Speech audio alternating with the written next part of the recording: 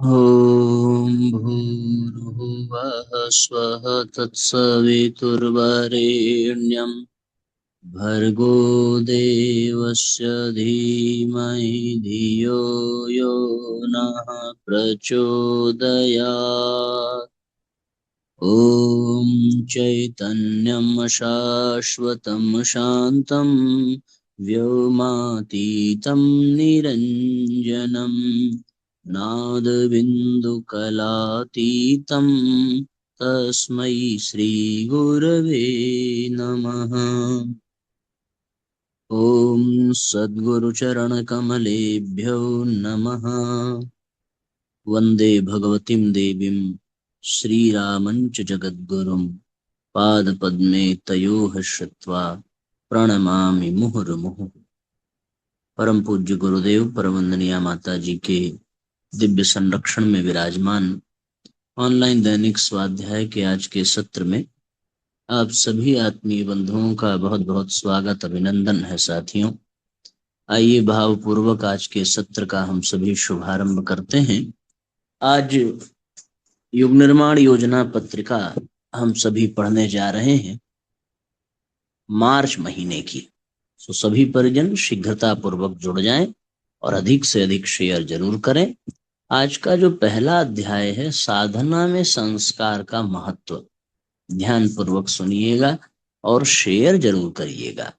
Like करना बिल्कुल मत भूलिएगा, क्योंकि आपके शेयर करने से बहुत लोगों तक गुरुदेव माता जी के विचार पहुंच सकते हैं। कब कौन से विचार से किसको लाभ मिल जाए, किसके जीवन की दिशा धारा बदल जाए, कुछ कहा नहीं जा सकता। सभी ध्यान पूर्वक सुनेंगे। यदि कोई बात न समझ में आए तो आप अवश्य पूछिएगा। साधना में संस्कार का महत्व। आत्मिक प्रगति के मार्ग में सबसे बड़ा व्यवधान उन कुसंस्कारों द्वारा प्रस्तुत किया जाता है जो दुर्भावों और दुष्कर्मों के रूप में मनोभूमि पर छाए रहते हैं। आकाश में बादल छाए हों तो फिर मध्याह्न काल का सूर्य यथावत उदय रहते हुए भी अंधकार ही छाया रहेगा। जब तप करते हुए भी आध्यात्मिक सफलता न मिलने का कारण एक ही है, मनोभूमिका कुसंस्कारी होना। साधना का थोड़ा सा गंगा जल इस गंदे नाली में गिरकर अपनी महत्ता खो बैठता है। नाले को शुद्ध कर सकना संभव नहीं होता।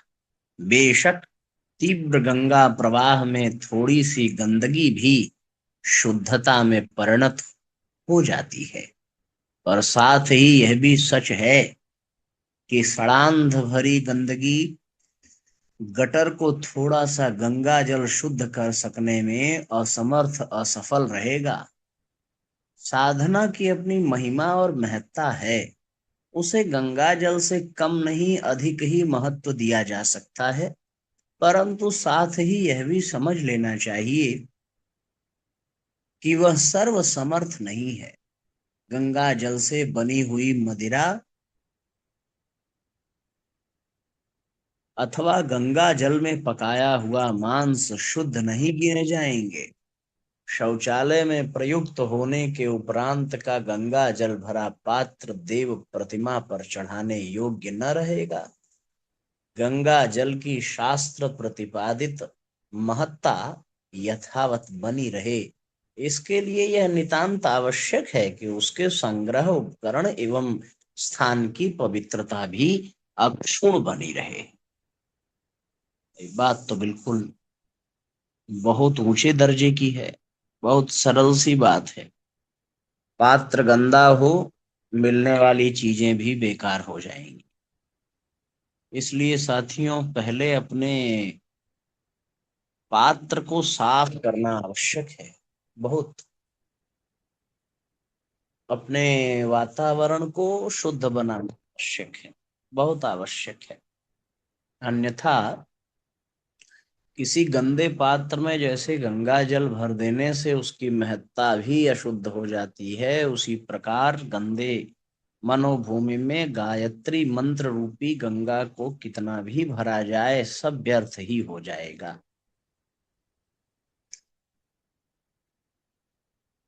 शुद्ध और संस्कारित मनोभूमि और अंतःकरण में ही गायत्री मंत्र के बीज पनपते हैं। अगला अध्याय है शताब्दी वर्ष की वेला में साधना पथ। तो सबको आवाज आ रही है, समझ में आया ना? अब हम लोग दूसरा अध्याय पढ़ेंगे। एक बात का ध्यान रखेंगे, जो पढ़ा जाए उसे पीछे चिंतन भी किया जाए, उस पर थोड़ा सोचा जाए, उसे अपने मन में बार बार बार बार दोहराया जाए। आइए पढ़ते हैं कुछ अत्यंत रुचिकर बातें साधना के विषय में। जो साधना प्रिय होंगे उन्हें बड़ा अच्छा लगेगा। शक्ति साधना का यह महापर्व 6-6 महीने में एक बार आत्मशक्ति प्राण ऊर्जा को बढ़ाने के लिए साधनात्मक दृष्टि से अत्यंत अनुकूल अवसर पर आता है। वह है चैत्र नवरात्र एवं शारदीय नवरात्र। इन दोनों ही अवसरों पर की गई साधना कई गुना फलवती एवं बलवती होती है। साधना की दृष्टि से यह अत्यंत अनुकूल समय है। सभी परिजन अपने घरों में अनुष्ठान अवश्य करें। इस वर्ष चैत्र शुक्ल प्रतिपदा से रामनवमी तक 8 दिनों की अवधि है, जिसमें 24,000 गायत्री महामंत्र जप का लघु अनुष्ठान प्रत्येक साधक को पूरा कर लेना चाहिए। प्रतिदिन 30 माला गायत्री मंत्र का जाप करने से 8 दिनों में साधना पूरी हो जाती है। पूर्णाहुति 8वें या 9वें दिन अपनी सुविधा अनुसार कर सकते हैं। पूर्णाहुति के लिए 1 कुंडी गायत्री यज्ञ आयोजित कर सकते हैं। जो यज्ञ की व्यवस्था नहीं कर सकते उन्हें प्रतिदिन 1 माला प्रायश्चित स्वरूप अतिरिक्त जप कर लेना चाहिए। 19 मार्च 2026 को अनुष्ठान हेतु प्रथम दिवस प्रातः काल ब्रह्म मुहूर्त में षटकर्म तिलक कलावा कलश दीपक एवं गुरु गायत्री की प्रतिष्ठापना पंचोपचार पूजन के बाद संकल्प लेकर जप का प्रारंभ करें।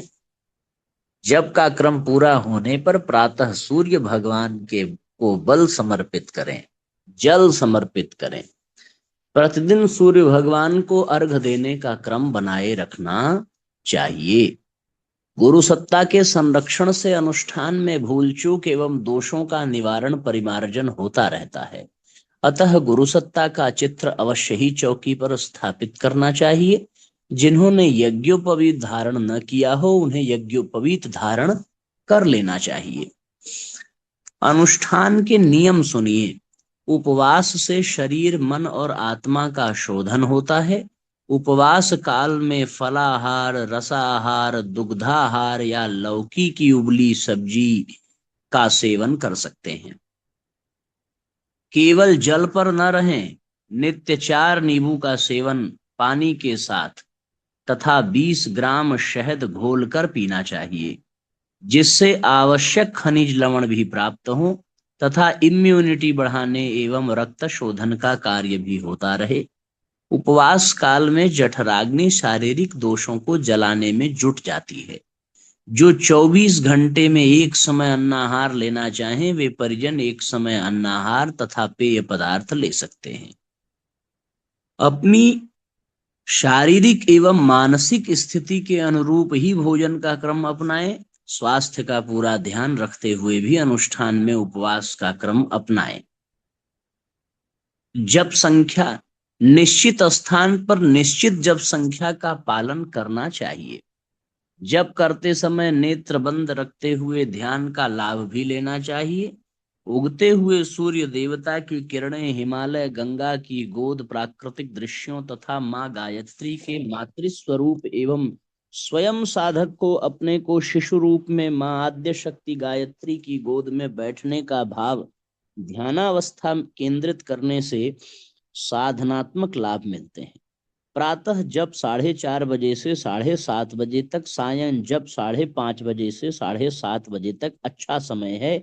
प्रातः काल 20 माला, सायंकाल 10 माला जप करने से अनुष्ठान की जप संख्या नित्य 30 माला पूरी हो जाती है। प्रायः 1 घंटे में 10 से 12 माला जप पूरा हो जाता है।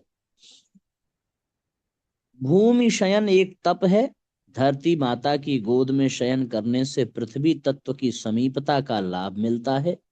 बिछौने के रूप में चटाई या दरी का प्रयोग करें, गद्दे इत्यादि का प्रयोग न करें। ब्रह्मचर्य पालन, हमारा मन ब्रह्म में विचरण करे। शारीरिक और मानसिक दोनों ही रूप में ब्रह्मचर्य का पालन अनिवार्य नियम है। इससे शारीरिक एवं मानसिक ऊर्जा का ऊर्ध्वगमन होता है, जो कुंडलिनी ऊर्जा को बढ़ाता है। चमड़े की वस्तुओं का प्रयोग, चमड़े की वस्तुओं का प्रयोग साधना काल में वर्जित माना गया है। चमड़े के जूते, बेल्ट, पर्स इत्यादि का प्रयोग न करें। ये वस्तुएं हिंसा से प्राप्त होती हैं। हमारा उद्देश्य प्रत्येक जीव के प्रति दया भाव तथा अहिंसा का भाव रहना चाहिए।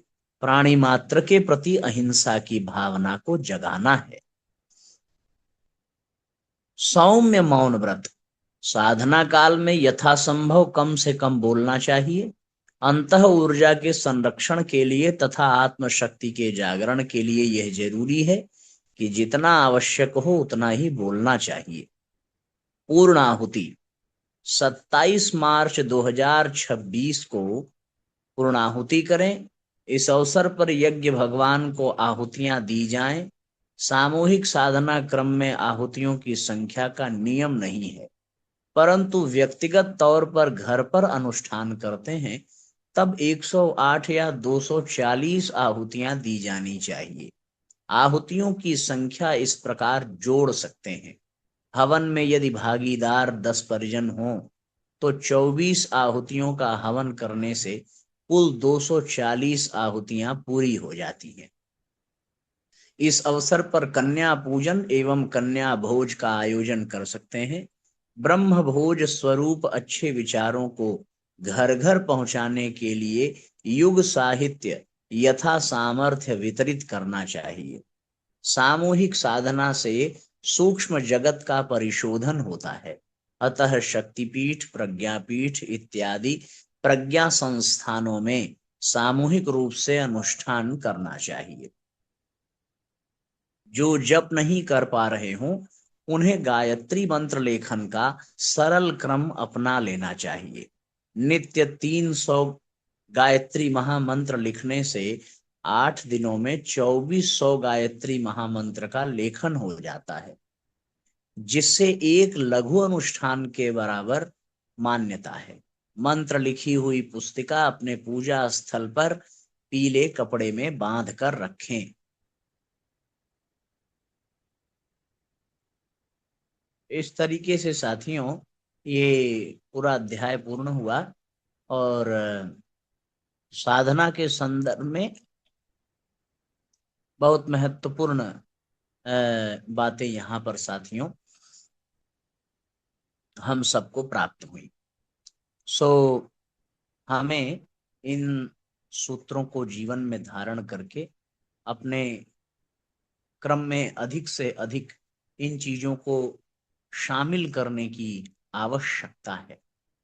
तो जितना हम इसे शामिल कर सकें उतना अच्छा है। एक अध्याय हम लोग पढ़ लेते हैं, गेहूं एवं जौ के औषधीय गुण। गेहूं के चोकर के गुण, इसमें प्रोटीन, कार्बोज, रेशा, वसा तथा मिनरल्स जैसे कैल्शियम, फास्फोरस, लोहा, तांबा, पोटेशियम, क्लोरीन, जिंक तथा विटामिन बी कॉम्प्लेक्स पाए जाते हैं। 20 ग्राम चोकर नित्य सेवन करने से कब्ज एवं आंतों का कैंसर नहीं होता।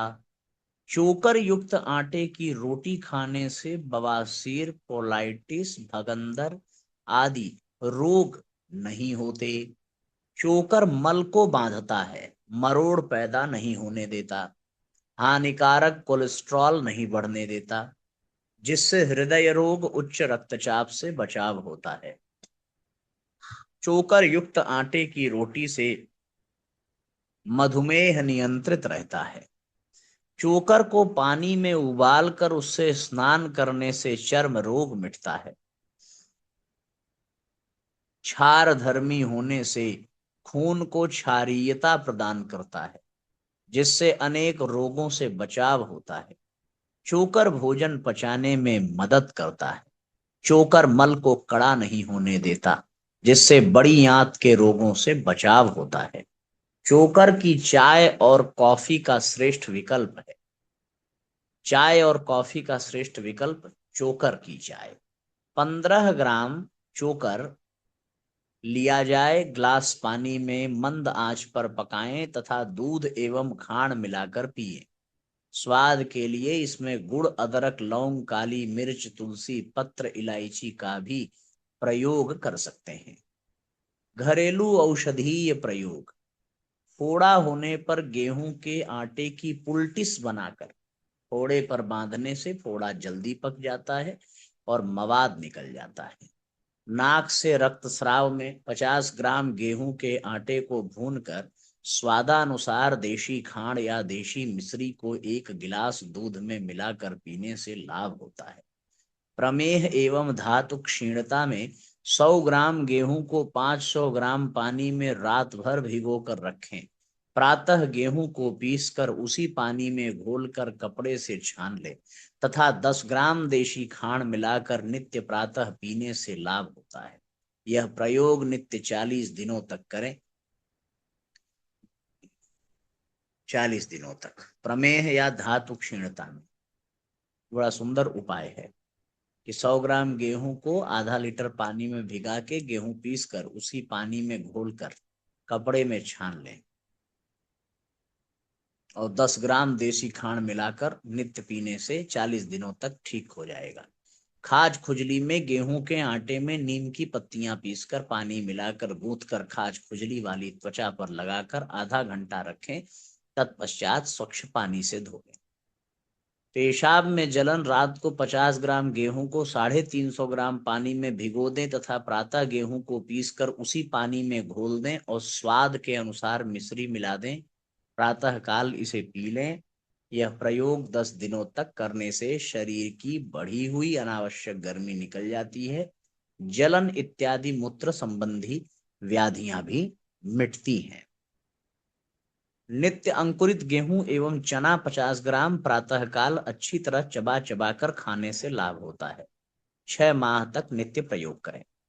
रात को 50 ग्राम गेहूं को पानी में भिगो कर रखें तथा प्रतिदिन एक गमले में धो दें। ऐसा 12 दिनों तक 12 गमलों में गेहूं को देने का क्रम बनाएं। प्रतिदिन प्रातः थोड़ा पानी गमलों में सींचना है। गमलों को 3 से 4 घंटे धूप में रखना है। 12 दिनों बाद गमला क्रमांक 1 के गेहूं के ज्वारे लगभग 10 इंच के हो जाएंगे। इन्हें उखाड़कर पानी में धो लें। कैंची से जड़ें एवं सफेद भाग काट कर फेंक दें तथा हरे भाग को पानी से धोकर चबा चबा कर खाएं तथा रस चूस लें, रेशा बाहर निकाल दें। यह प्रयोग नित्य करें। इस प्रकार 12 दिनों तक का छोटा कल्प अनेक रोगों से बचाएगा, जैसे खून की कमी, एनीमिया, पीलिया, कब्ज, मधुमेह, संधिवात, चर्म रोग, दमा, एलर्जी आदि में यह हितकारी प्रयोग है। जौ बुद्धिवर्धक, स्वर को शुद्ध करने वाला, बलकारक, गले के रोग, मेद रोग, कफ एवं पित्त जनित रोग, खांसी, श्वास और तृषा को दूर करता है। वात कारक होता है। मधुमेह एवं गुर्दे के रोगी के लिए यह एक उत्तम पथ्य माना गया है। जौ मोटापा घटाता है तथा फुर्तीला बनाता है। वारली वाटर के रूप में जौ को कूट कर छिलके निकाल दें। छिलका निकले हुए 100 ग्राम जौ को 400 ग्राम पानी में उबालें। जब आधा पानी शेष रहे तब उतार कर ठंडा होने दें। 1 घंटे बाद छान लें। इस जौ के पानी को वारली वाटर कहते हैं। वारली वाटर पीने से उल्टी, दस्त, पेशाब में रुकावट, जलन, किडनी का दर्द, मूत्राशय का दर्द, पथरी आदि में लाभ होता है। थोड़ा सा जौ का आटा सेक कर थोड़ा सा घृत मिलाकर पानी में घोल कर पीने से लाभ होता है। गर्भ की सुरक्षा हेतु बार बार होने वाले गर्भपात को रोकने के लिए जौ का आटा 20 ग्राम लेकर भून लें तथा बराबर मात्रा में देशी खांड मिलाकर नित्य 2 बार सेवन करने से लाभ होता है। त्वचा के जलने पर जौ को जलाकर भस्म बनाकर तिल के तेल में मिला लें तथा जली हुई त्वचा पर नियमित 2 बार लगाएं। मूत्र विकारों में जौ का दलिया पकाकर दूध के साथ खिलाने से मूत्र विकार दूर होते हैं। अतिसार में मूंग के साथ जौ को पकाकर सूप पीने से लाभ होता है। गर्मी बढ़ने पर शरीर की गर्मी शांत करने के लिए जौ का सत्तू खाना लाभप्रद होगा। नींबू में पोटेशियम साइट्रेट होता है। पचने पर पोटेशियम ऑक्सीजन और हाइड्रोजन से मिलकर पोटेशियम हाइड्रोक्साइड बनता है जो सशक्त क्षारीय होता है। अतः नींबू पचने पर रक्त को क्षारीय बनाता है जो स्वास्थ्य के लिए अनुकूल होता है। तो ये स्वास्थ्य संबंधित बड़ा सुंदर अध्याय था। अब आज के सत्र को साथियों यहीं पर विश्राम देंगे। गायत्री मंत्र हमारे साथ साथ। ओम भूर्भुवः स्वः तत्सवितुर्वरेण्यं भर्गो देवस्य धीमहि धियो यो नः प्रचोदयात्। जय हो। बहुत सुंदर। सबको प्रणाम साथियों, सबका मंगल हो। जय राम जी की। शुभ रात्रि। मिलते हैं हम लोग अगले दिन ठीक रात में 8 बजे। सबका मंगल हो।